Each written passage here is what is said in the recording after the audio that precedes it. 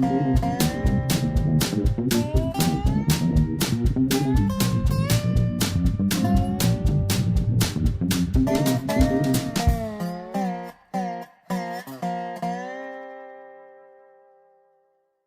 is Dave Monk, Prairie Monk, WEFT Champaign 90.1 on your FM dial. Dave on the board.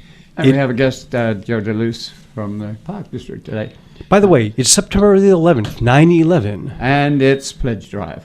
And we're very lucky to have a WEFT radio station where we can come in with the help of the Banner Public Television and bring you messages on radio, on TV, and on YouTube. So that's part of what WEF does. If we didn't have this studio, we couldn't do that.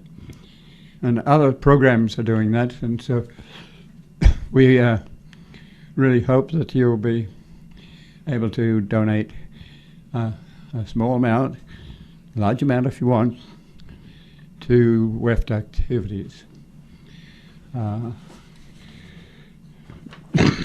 So this week, George Foster has been around. George Foster passed in '99 or somewhere like that, but he had a hip replacement and the medicines and things didn't work, and he died in the process. But George was very active. He grew up in Ridgway, Illinois, which is a tiny little town on the southeast corner of Illinois, and he would sketch, pen sketches, but he did use a lot of different media, including taking metal and putting blocks of metal together. And there's a retrospective to him at the gallery, I think it's called Gallery 217, on University Avenue, just opposite the city building on the south side of the road. And it's limited hours, so let me tell you when it is. It's open Friday, 12 to 4. No, Friday, 5 to 9. And on Saturday and Sunday, 12 to 4. So it's very limited, but it's really worthwhile you seeing what George did. We, from time to time, like to say something about the people that have contributed in various ways, and George certainly introduced sketching to other people. I took a course from him at one stage, and at that time he had just finished taking a barge train down the Mississippi and sketching on the way. But since he was in Ridgway, it was not too far from Garden of the Gods and all those stones and pebbles and trees that are interesting, and he did that as a specialty. Later in the November 20, 21, 22, there will be a sale of his materials and his artwork. And that's very important, because if artists don't sell, their materials can stay in an attic for years and not get publicity. So think about that. Now let's turn to Joe, and let's introduce Joe. He has some history to tell us. He's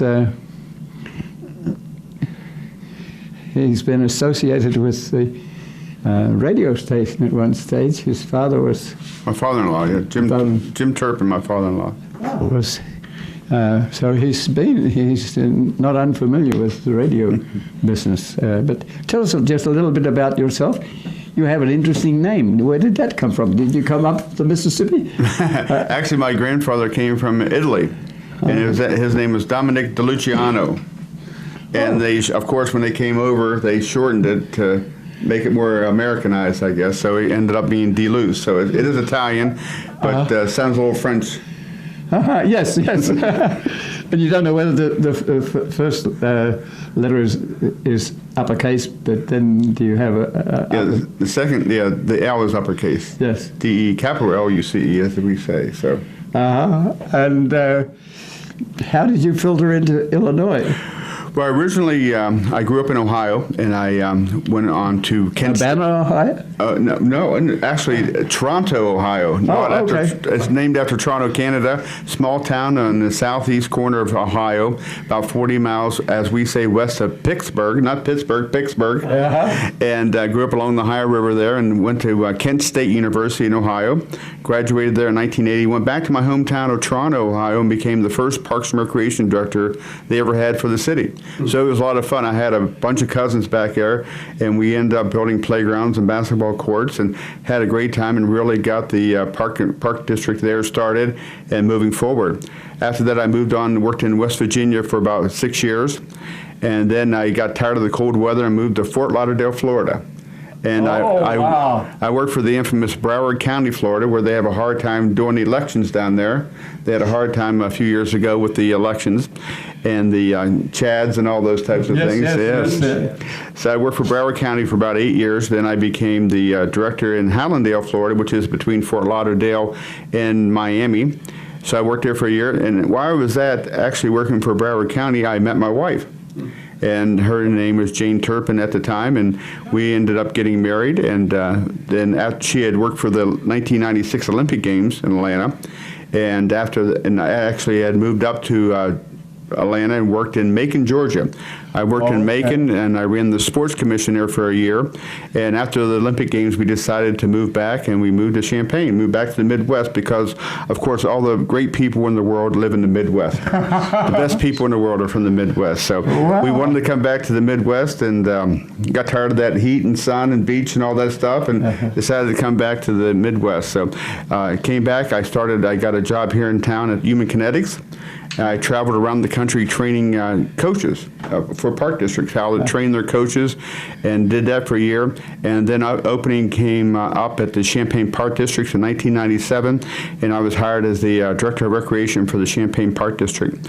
Also during that time, so we got married, we had 2 children, and I got my master's degree from the U of I in Parks and Recreation Administration. So altogether about 36 years I've been working in Parks and Recreation. About 3 years ago, I became the executive director for the Champaign Park District. So it's been a good ride, and I really enjoyed it. And it's one of those jobs you probably can't have a better job in the world working in Parks and Recreation, because it's all about fun. It's about having a good time and seeing people enjoying themselves. So it's a great field to go into, some great professionals, and it's just been a blast. It's a fairly young field. Sometimes it gets mixed up with recreation in small communities, which is sort of run by the College of Agriculture. So who was in charge of what was recreation? It's got a new name now. Recreation, Sport, and Tourism. Yes. At the University of Illinois. So, and Lauren Shallop is the person in charge there now of the college, and they're doing some great things, and we work very closely with them on a lot of different projects, and they do surveys for us and questionnaires and projects for us. So it's nice to work with them. I also, for a few years, taught a class on community recreation at the U of I for the Recreation, Sport, and Tourism students. So that was a lot of fun, going back and giving back to the students that are coming up. And a lot of those end up becoming our employees, so it's a lot of fun. And a lot of those people, like Bob Espos's, come and help you in turn. We work and the Forest Preserve. Yep, and Joe Bannon and several of the other former professors there are great people. It's amazing, you don't realize that some of the professors, Joe Bannon and Bob Espos's, and some of the people who have been there are well known throughout the entire country. Yes. They're very legends in the field, actually. They're great people, they've done great work, and they've really made Parks and Recreation across the country what it is. And there was a leader in charge of all that who was very well known too, like dean of the college. Now forgetting his name. Professor Sapora was one. Sapora, yeah. The man they actually have a symposium coming up, I think, real soon in his honor. So, yes, nationally well known. I got hold of Joe because I was a little bit concerned about. Some of us had many years ago got together and did an Art in the Park thing that was just 6 or so people, and gradually it grew into Art in the Park, and then it morphed into food and beverages and became quite a different cat. And so the art has been moved as a separate entity to Neal Street. And I was wondering if art in the park could find its way back to the dignity of the park. Not always easy, because parks are in the open space, and artists of note can have their artwork destroyed by wind and rain and aphids in the trees, or they drop little pieces of glucose on your prints. So say something about Taste of Champagne. I was really pleased to see how you had it organized. You had a lot of volunteers. You had fences here and there and everywhere. And I really enjoyed walking around the park. So tell us a little bit about the history of the park, first of all, and then morph into taste and art. It is an interesting history over the years. Originally, my understanding is that at first it was called White Park. A family in town had donated the land, and it was called White Park, and I guess it was farm animals there for a while, a long time, and then eventually became designed and built into a park. And the layout was created and designed. And about a mile and a mile, right?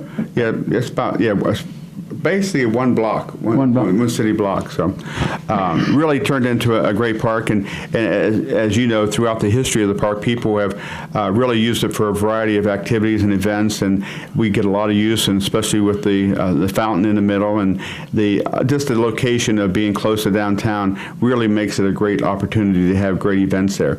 And we get numerous requests for different types of gatherings and different types of events there. And my understanding was originally there was an art in the park event, and also the Historical Museum ran an event called the Taste of Champagne. And eventually those two combined, and it became the Taste of Champaign-Urbana, ran by the Park District. And my understanding this past year was the 46th year of that happening, that combination where it worked together. We do have art still at the event. The hard part is not juried art, so you get a lot of different types of vendors. And we really, at the Park District a number of years ago, probably about 11, 12 years ago, we really thought we would like to see that more of a specific art festival. So we tried Art in the Park at the event downtown. We called it Downtown Festival of the Arts, and we ran it at Westside Park, and it didn't really turn out the way we had hoped for. We eventually moved that event to downtown Champaign on Neal Street, and at one point I think we had about 80 artists involved with the event, and it was going pretty well for about 10 years it ran. Eventually, I think the hard part was that the artists number kept going down because not enough people in town were actually purchasing the art. So you have to have the balance between having enough artists and also having enough people to buy the art. Yes, there was an art gallery on Taylor Street that closed out because no one bought. People came and enjoyed, but didn't buy it. Yeah, we thought the Downtown Festival of Arts was a great event. It was a beautiful location on Neal Street between Main and University, and it just worked really well. And it would kind of grow one year, then it'd fall back, and it just went back and forth. We did it for about 10 years, and the city helped support it because that was one of the goals of the city council, to have an arts festival in downtown Champaign. We think it's a great venue for that. It just never turned out. It grew, and we thought it would, really take off and really get big and really become a great event, and it just never met the financial goals. It doesn't have the maturity of Urbana. Yeah. Urbana actually exports its events to Champaign because Champaign has more room, and sometimes its people go to Champaign, whether they're planners or Park District people. But the 40 North Arts Festival in April, the Boneyard Creek Festival seems to be continuing, and they're doing well. And that's just a different type of event where they use a lot of different venues and different things, and it seems like it's been real successful. So we're always trying to improve the Taste of Champaign-Urbana. Like I said, it's been going on for 46 years. We do have art. Lately we've tried to get some bigger entertainment, some names to really help draw some people. One thing we did this year also, we did a surcharge on the tickets. When you bought a ticket, you bought 4 tickets for $5 and $1 went to help run the event. We actually did away with that this year and actually asked people to donate at the gate. So we're trying to reduce the cost of the event to make it affordable. So when people come out, they can afford to try different types of food. You know, the main idea behind Taste is to provide music, provide a place where people could come out and enjoy the music, have a bite to eat, taste different samples of different types of food in the community, and enjoy themselves. So it's a very simple concept. Well, I watched the tent city come down. And sometimes the tent city has been lighter in weight, and a storm came through one time, and Yes, it did. it was a real problem. So I saw these people taking down the facilities, and I was asking questions about the cost. And a small tent is probably $250, and you probably get a discount because you got a lot of tents. But a larger tent would be $500. So there is a cost that It's a very expensive event to run and maintain. It's probably altogether, the total overall budget for the Taste of Champaign is around between $175,000 to $200,000. And it's very expensive. Bands are very expensive. The tents are very expensive, and security and all those types of things go into it. Makes it a very expensive event. And so we try to also want vendors to come. That's an interesting one. How many vendors do you need, food vendors, to make it successful? So it's kind of like you want enough food vendors that they all make money, but not too many, or nobody makes money. Then next year no one comes back. Or if you have a great year with great weather, and it's all about the weather too. So if you have a bunch of vendors and you have a lot of great weather, everyone makes money. So even more vendors come next year, but then they may not make as much, and they'll get mad, then they don't come the year after. So it goes back and forth every year. So, but behind all that, there's a lot of maintenance. I watched your men take down a tree that's died, and I see that all the pathways are ground so that there are no trippers. Yeah. And that costs money too. And you have gardens and you have sculpted pieces, and it's not invaded by the surrounding territory. And schools use it. Yeah. The school uses it for gym class. Central High School uses it for their gym class. So it gets a lot of use. And that's good and bad, because when it rains like it did this year, we get a little bit of rain, it really hurts the turf. So we're trying to balance, how do you balance having nice park, Westside Park, but at the same time have a big event like that within the park. Even Taste of Champaign with a lot of go-karts. Oh, yeah. They make marks too. Yes. So it's a wonderful park, and so that was the first thing I was asking about, and I didn't include. Tell the people something about your relationship to the city. You are independent from the city, whereas the library is somewhat tied to the city. Yeah. It's interesting. Illinois is one of the few states that really allows special park districts. I've worked in Ohio, West Virginia, Florida, Georgia, and everywhere else I worked, the park district or the Parks and Recreation Department is a part of the city or the county or the state. So Illinois is really different by having a special park district where we're a separate organization, a separate taxing body, and we have 5 elected officials that actually work for free for their 6-year terms. They work for free, but they actually run the park district. So I report to a 5-member board that we meet twice a month, and we give direction, they set policy, and they make decisions on what we do and how we move forward. And there's been some interesting history there. A gentleman named Sholem was there for a long, long time. Yeah. So that's one thing. Gary Wackelin has been Gary Wackelin is our treasurer of the park board. Don Bresnan was on for a long time, and of course Bob Tolson was the general manager for a long time. Very respected. Yes. And then Bobby Hurakovich. Yep, Bobby. Recently. So next thing I wanted to ask you about was the thought of bringing historic trains into Champaign. We have not sort of spread this around. You might ask me, have we gone public with this? No, but we haven't been secret about it. We'd like to bring historic trains into Champaign. There's a history there. There's tourism there. It's wonderful for a younger generation to actually see a steam engine and see how it works. But if you come to Champaign, it's a little further, and you have to move faster. And you have to have old interurban stations or old elevators or prairies or something to interest people when they stop. And then there's a question of where you park and how do you relate to Canadian National? And this railroad that owns two a decapitated main line that services two elevators. And so we're trying to save some active line that is ready for abandonment because the price of grain shipping went up high. Bonneville Premier kept their elevator servicing through Champaign. Top Flight at Seymour took their grain to Gibson City or to Monticello. And if you don't use a line for 2 years, then the main line, Canadian National, can close it out. You might remind him and the rest of us, where exactly would the train line that you're talking about come into Champaign-Urbana? Where would it actually affect the Champaign Park District? Yes, we don't know. That's what. Two of the lines do go by Spalding Park, so there's been a lot of.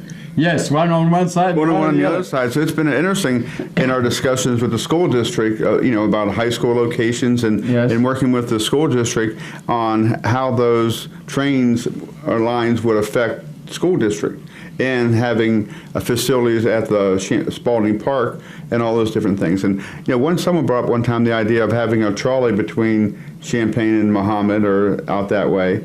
Yes. That's really interesting if it went by Parkland and came to Spalding, and could people use that for transportation? Oh, yes.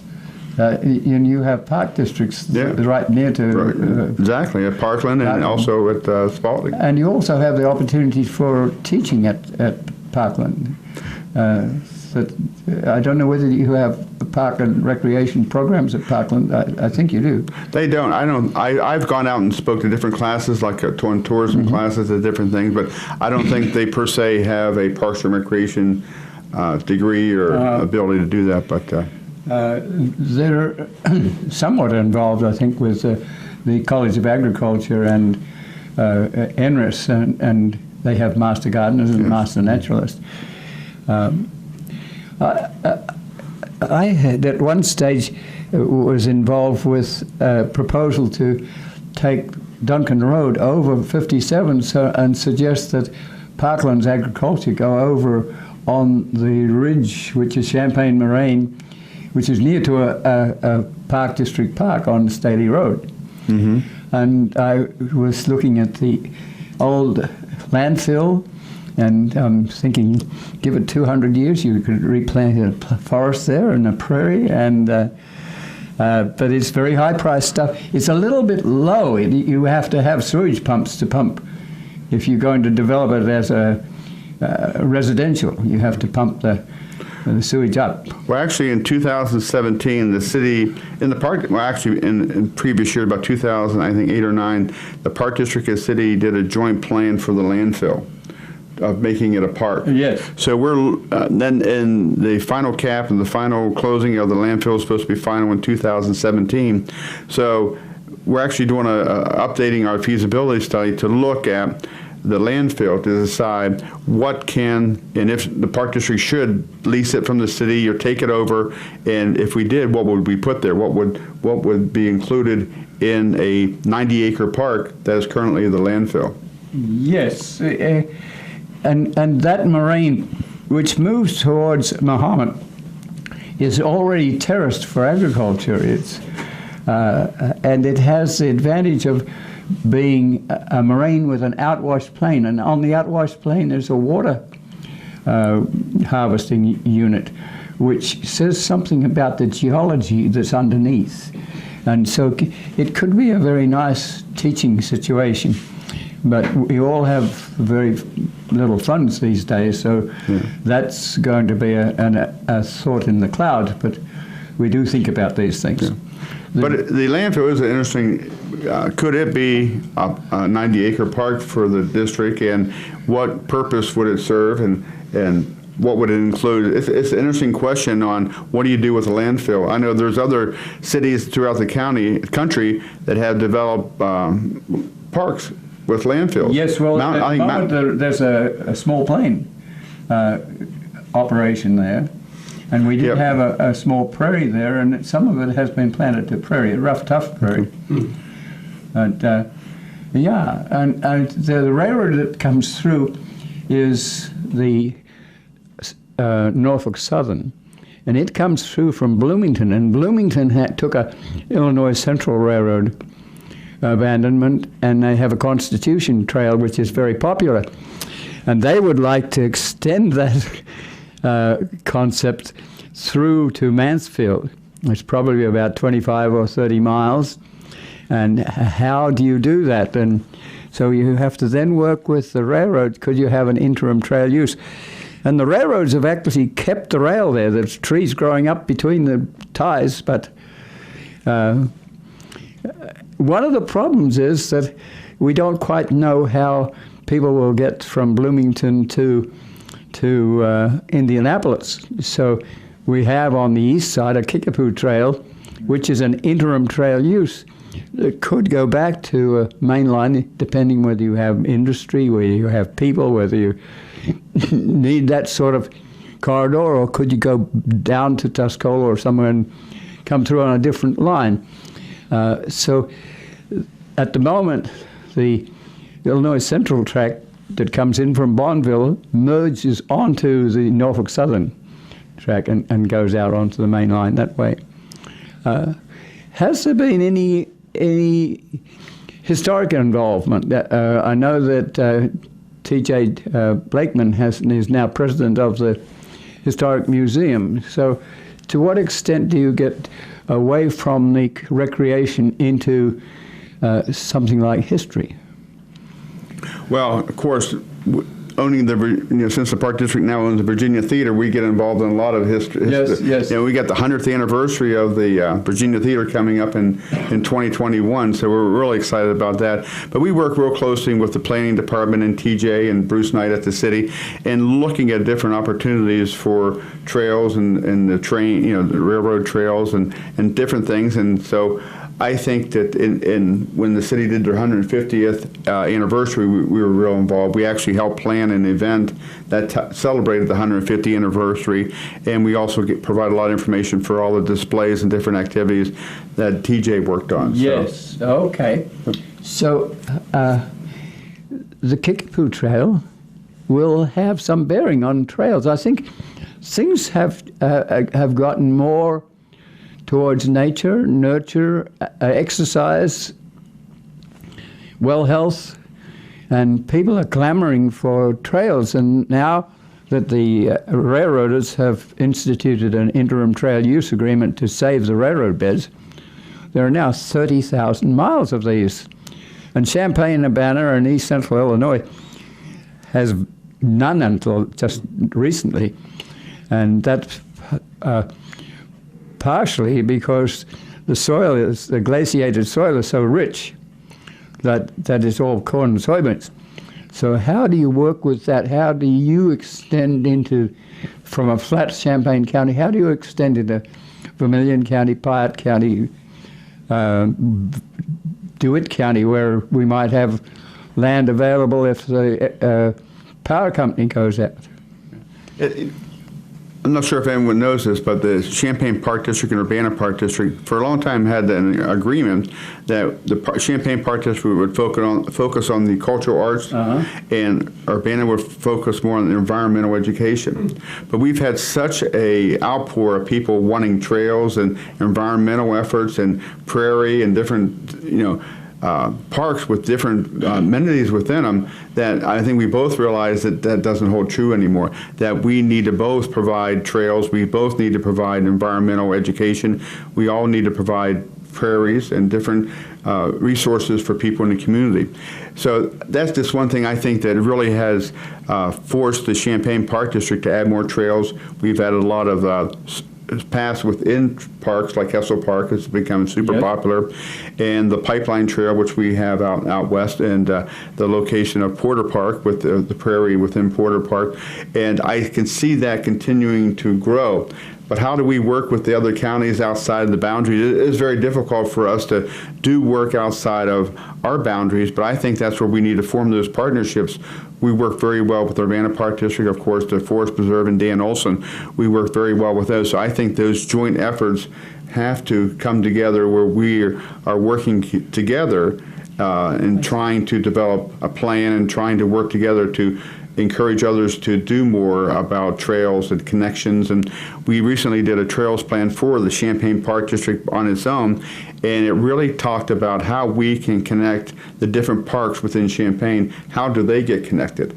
And how do we work with expanding our open space to other areas, to expand, to add trails and the prairies and different amenities outside of what we existing have already. But at the same time, how do we connect those? How do they all get connected? One of the things is regional planning. Yes. And we've had an opportunity to do that with a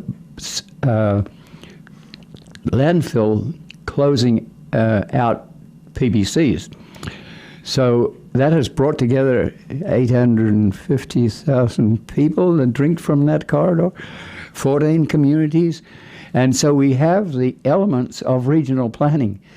Can we tie onto that? Can we establish a regional planning that just doesn't last for an emergency, but lasts for a century or 2 or 3 or 4 or 5? How do you initiate that at the state level, regional planning for 8 counties? Interesting idea.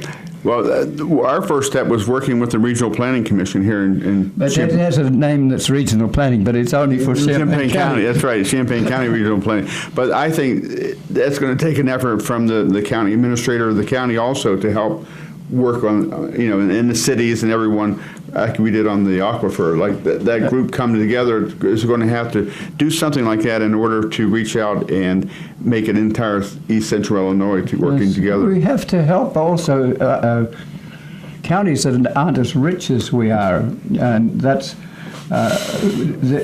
in order to do some of these things and to have state grant money and funding, you need a park district. And at DeWitt County, they haven't been too anxious to have a park district because it requires more tax base. Yes. And so that's a problem. The forest preserve, the attitudes have changed in 30 years. We're no longer looking at golf courses making money. We're the people who used to play golf are now often stewarding prairies and doing other things. Can you say something about that? Because I don't know the whole story, but it seems to be a ripe one. It's a national effort, I get, and I understand that my friend Bill Clevenger over in Decatur Park District has closed 1 or 2 golf courses already, and that seems to be the trend across the country, that people are not, when you have 3 or 4 golf courses within your park district or your county, and it's really hard to compete and for them to make money, and they're at the point where they're converting those to parks and different things. So we've even been offered to buy a couple golf courses, and we really didn't think it was a good buy at this time, so we've held off. But it's an interesting concept. And golf courses for other than golf. Yes. Oh. Yeah. Well, that's what if we would bought it, we would try to turn it into a park, because the golf is really suffering and very difficult for people to make it worthwhile to do. And I don't know if that's because of the people's time and the amount of time it takes to golf, or exactly the cost, or people just are spending their time doing other things. So it's really when they're retiring, they're going to a second career. Yeah. And of interest. Let me say that we have 9 acres of prairie at Rantoul, and it parallels an old, behind a cemetery, it's an old Route 45, and it goes to Paxton. And we would like to reestablish that as a prairie trail. It goes up over the Bloomington Moraine nicely, so you have wetland low, and then you have the front face of what used to be the melting glacier dropping its water in a palmate manner, and those creeks were making flatfill, and that's drained now for agriculture.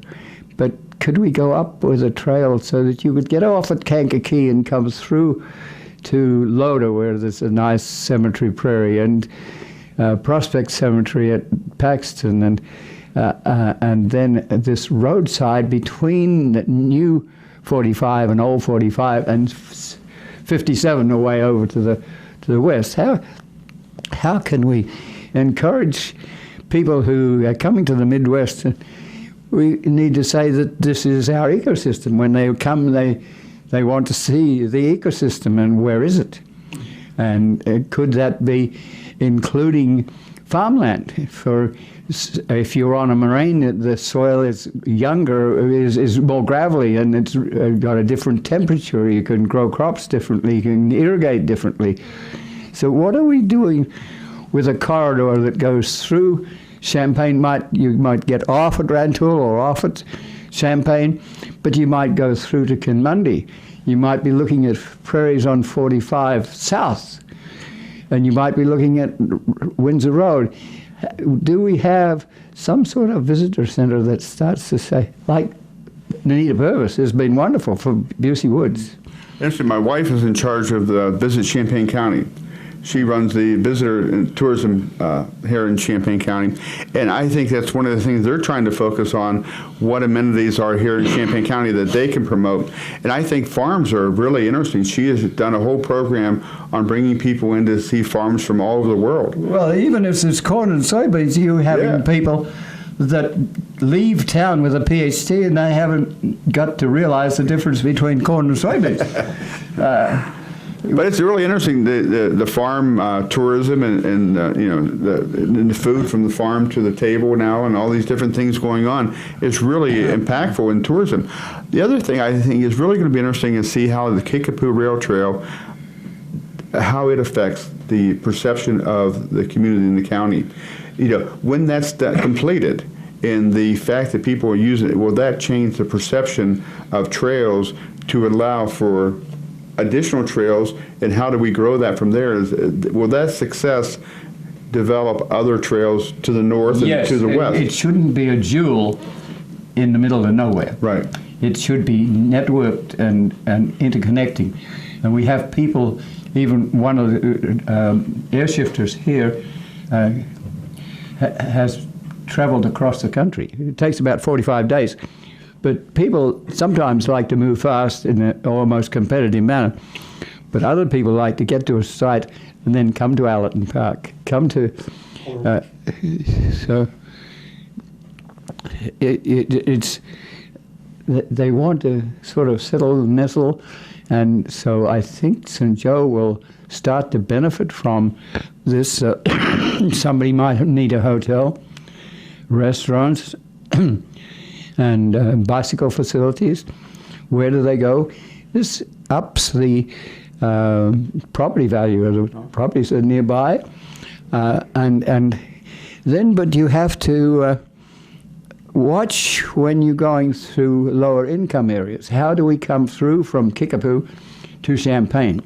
How do we get over the major railroad line or under it? How do we move through a low-income community that looks on bicycles in a different way? They're not dressed for speed, and they're dressed for wheelies on the corner, and it's a different style. How do you include those? We have Greg Lindsay, who has become a professor of recreation and things like that, and he put up cameras in Indianapolis, and they found that the affluent bicyclists that came through the city of Indianapolis did not pick up the local low-income communities. Can you say something about that off the seat of your pants, because it's a very controversial issue. One of the interesting, every time we do a community needs assessment, we do a community needs assessment of Champaign about every 7 years. And talking to the people who do those surveys across the country, when they do, the Ron Vine Associates, they do surveys like this for community needs and recreation, and they've done hundreds of cities across the country. The number one amenity people want is trails. Yay. They want pathway. They want trail. Every survey in every city, they want more trails. They want more bikeways. They want those things, and I think that demonstrates that no matter what areas, and we've been very successful. We just improved Douglas Park, which is yes, a lower income area, and the success we've had there, we extended the trails, we put fitness equipment along the trails, and we put about over $1 million into the outdoor facilities there, and it really has improved the usage of the park, the maintenance of the care of the park by the residents. They're really looking out and maintaining it. Yes, it takes about 15 years for the residents to realize that they own the trail. Yeah, and they've been using it, and especially the seniors, which we were really happy with. The seniors walk the trail, so it's been a real... Sometimes they get two-wheeled bicycles. Yeah, two-wheeled bicycles. Back two wheels. Yeah, so it's been really a positive thing. So I think if we can provide those amenities and give people access, and then we talk a lot about social equity. How do we provide everyone with the opportunity to use the parks and use our facilities, and how do we make them accessible for all income levels and all demographics? How do we do that? And I think that's one way you do it is by investing in those communities, putting in the facilities, the amenities that people want to see, and hopefully they will use them. It'll be interesting to see that Kickapoo Trail, what the demographic of the people who use the Kickapoo Trail in the future will be. Will it be just Yes, more it's a highway adjacent to a highway, and will people actually want to ride their bike 24 miles? And so do you need to move a tandem truck along that sort of highway? Do you have a bus that elder people can get in and they're the contributors to the cause? The problem is that the cost is now when the abandonment is near. But when you go 500 years, you're spreading a cost, a per person cost is very low. But it hurts, and there's some criticism of that too. The high cost of the implementation at the moment. But you have to realize there's EPA and there's creosote in the soil, and so you have to put a cap on and then you've got to put down chipped limestone or crushed limestone. And then often park districts will put in concrete because they can maintain concrete themselves and they don't have to bring in an asphalt. And it lasts a lot longer than the asphalt. Yeah. And lately it's been cheaper than asphalt, or cheap as, or so. Yeah. Are you responsible for Kaufman Lake? Yes. A long time ago, it was tough for me to ride on my skinny tired bike because the path all the way around it was just crushed limestone or whatever. Right. This last couple of years I was out there, my gosh, you've put asphalt down there. It's a beautiful ride, so thank you very much. Personally, I appreciate that ride. We've had more good compliments about, and I walk back there and I'm like, you go in the back, behind the back, it's like being out in the middle of the country. Mm-hmm. And here you're in Champaign, and you go behind, back in Coffin, you travel around there, you feel like you're out in the middle of anywhere. Exactly. It's a rural area on the edge of a fairly popular area. On the other side of it. And that's what we're working. We got a lot of improvements coming to Heritage Park, new trails. We're actually going to have a boardwalk that goes across the lake at Heritage Park. And the other big thing we're trying to do is how we can fix the connection between Heritage Park and Kaufman Lake Park. Interesting. That's where is that where it goes under the? That was my follow-up. The viaduct, and you can't really go under it.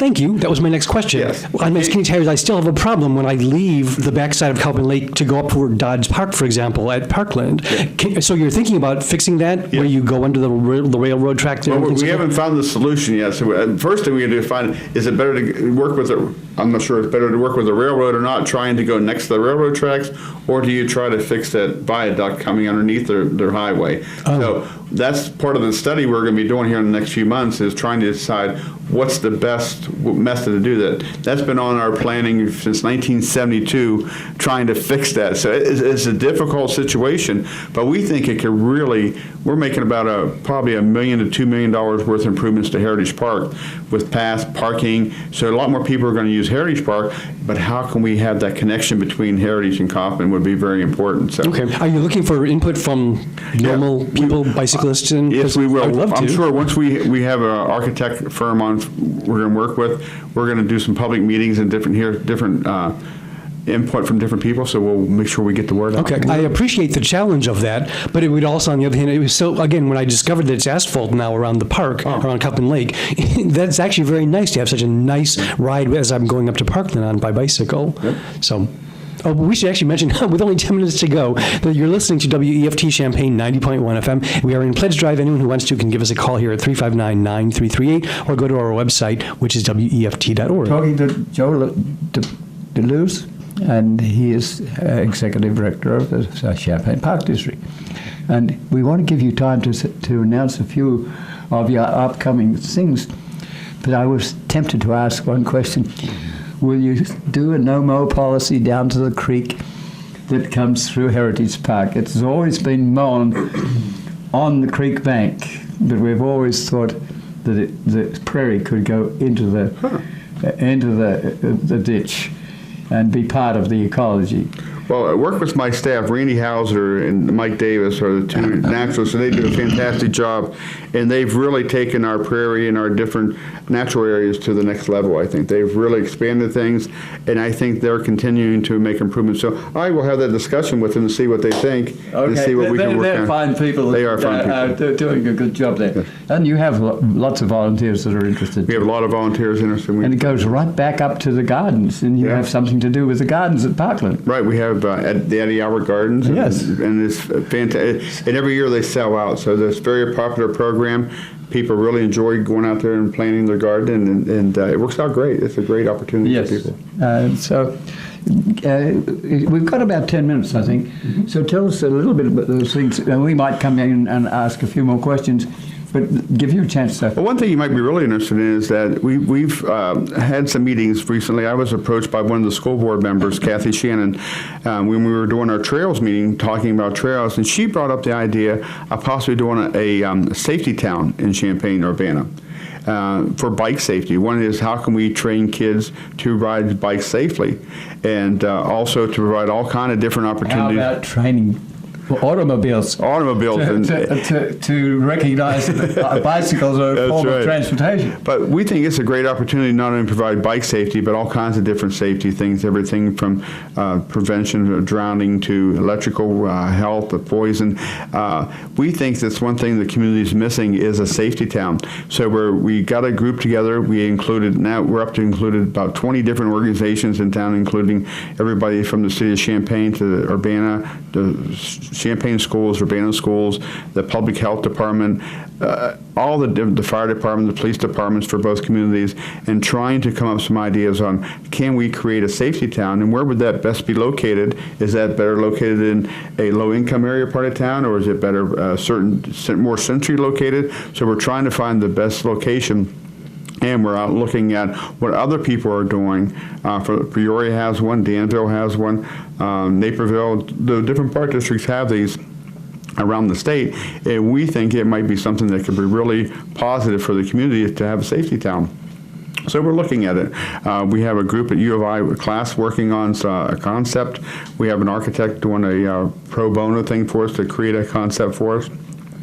So we're going to take a hard look and see, is that a possibility of creating something that would really help people understand bike safety and all the other types of safety programs? In Holland, I believe, the bicycles get to start when the lights go green. The bicycles get to go first. Oh. And I'm not sure about all that, but there are things that we can import from Europe some, because they're on their bicycles a lot more than we are. And there's distance. So another one of our events coming up for the fall, so we did taste, and we did all the different things for the summer, concerts and different things, and had a great summer. We had a lot of people. Of course, the weather was good this year for the swimming pool, so it's all about the weather. If the weather's good, we have a good year at the swimming pool. Yes. Well, it's all about the weather. So this fall, we're actually doing a new event called Flannel Fest. So you have to wear your flannel shirt and come out to the park, but we're going to have lumberjacks, a professional group of lumberjacks come out and demonstrate on all the log rolling, the chainsaw cutting, and throwing axes, and the liability insurance. No local participation is done, professionals only. Oh, yes. But it's called Flannel Fest. It's on September 24th from 11 to about 5 o'clock at Centennial Park, and we're also working with the local business owner, Mike Namoff, and he's going to raise money to provide free mattresses to people who need mattresses, either through a shelter or people who just, families. A very, very difficult situation. It's very difficult, and it's really needed. And he's trying to break the world's record for human mattress dominoes. So people would actually buy a mattress for $200. They would bring, hopefully, now I think they have about 300 sold. They're trying to get 2,000 mattresses, and we're going to stand them up, and you push one and they all follow the human dominoes. So people pay $200, and you can actually stand with your mattress and get knocked over. And then when we're done, you have the opportunity to either help deliver that mattress, or someone, the Boy Scouts or whoever, will deliver those to different shelters or families in the community that need a mattress. Just so long as they don't deliver them to the little old road behind the Prairie at Rantoul. Well, this is probably a problem of many places. If you've got a rural enough space, people will just dump stuff there. So, for example, used mattresses end up all collecting. Yesterday I was out of with the way. the sheriff to see that we have contractors who think that road is a place to dump I see. stuff. And often it's mattresses, so we burn them and then take the steel away. But so... So these are people that don't have mattresses that need one. Yes. And they'll use The it. difficulty there is a health thing. Is the mattress clean and Yes, tidy? there had to be specifications that were required, that it has to be certified for wetness and for bugs and all those things. So they had to have special mattresses made for these types of facilities. So, Okay. The one thing I wanted to say something about, you might have other things that you want to announce. that was it. That was my big one. That was the Flannel Fest. Yes, that's very interesting. I like the gardens, the little gardens that you have around the town. I wonder... The Flower Islands? As you go with the farmers market and the like, where people are trying to do things locally, will there be a time when you will have your own greenhouses and produce your own plants?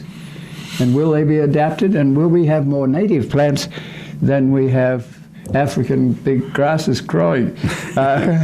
One thing we've tried, with Randy and Mike working on the flowers, Flower Island is probably one of the things that the Park District's known for. We plant about 200,000 flowers a year, but we have tried to go to more perennials, more native plants that can stay year-round, that we don't have to replace every year. So we're working towards that. We're trying to develop a look that works well, that is still very pleasing to look at, but at the same time cost-effective, because it is a very expensive program. And what happens with the Flower Island program, businesses actually pay twice of what we cost to do their planting in front of their store or business, and that allows us to plant flowers at different public areas like a school. You mainly contract them in. Yeah, we do, and I think that's one of the things, if we had the space to do our own. On an old golf course. Yeah. Maybe an old golf course, yeah, maybe. So we're working on that, we're looking at now, we're doing a feasibility study on our operations facility to see if we can expand that some, to do some of those things that we need to do to improve our Flower Island program, because we think it is one of the things that really helps the community be beautiful. It really helps beautify Champaign, and we get more compliments on the flowers than we do about anything else we do. We have a little problem when it comes to the end of the year and your student populations go away, then you take the flowers out and they're still flowering. And as the climate gets warmer, they could flower right through November and December. So how do you do that and have the workforce that you need to remove the plants? It's hard because right now we're out of our seasonal employees for the Flower Island. They're gone. They're all back in school, and so when you have a few employees left, how do they handle all that? So now they got to go out and maintain and take care of all these flowers for the remainder of the year. So how do they do that? So it's a difficult situation. So we're working through it. Well, we're nearing to the end here. We might say something about Pledge Drive, because this is Pledge Drive, and we can't have this sort of gentleman here to talk to us without Weft, and we need to say something to people. We don't have any call-ins at the moment, but But we do actually have somebody standing by if you wanted to give us a call here. We should work in really quickly online stuff. Where can people go online and find out more about the Champaign Park District and all the great stuff you're doing? We have a brand new website we just updated. It's called champaignparks.com, and they can go to that website and learn all about our 1,200 different programs, about 60 different parks we operate, and all the different things we do at the Park District. So it's a very great website. You can sign up for programs there. You can do about anything you need to do with the Park District at champaignparks.com. Okay, champaignparks.com, not .org or anything like that. Okay, interesting. And I'm going to, first, the views and opinions expressed are solely those of the speakers and nobody else. I'm an avid user of the Champaign Park District between bicycling and I've been playing softball now for a few years in the Old Guys League, the Golden Gloves League. So I appreciate personally the stuff that you folks are doing out there. But yes, Dave wants us to talk about Pledge Drive now that it's noon. Yes, we can only be here because you folks out there, we were talking about volunteers, people doing the work for the Champaign Park District and things. I've seen your volunteers, for example, at Champaign, at the Taste of Champaign, all of those people putting up the tents and then taking them down. We need volunteers to be on the air here, people to actually be on the radio. But besides that, we need folks who, rather than volunteering their time, they contribute their money to help us to stay on the air. So we do really need to hear from you folks. We probably have a new audience tuning in now because we're moving from talking to Indian music. So whatever reason you're listening to WEFT, we need your support. So please make a donation now. The phone number here, 217-359-9338. Again, if you don't want to talk to a human being, no problem. We understand. We won't take it personally. Go to our website, weft.org, and you can make a pledge there. Having said all that, it's now noon, and it's time now for Shruti, Music of India, here on WEFT.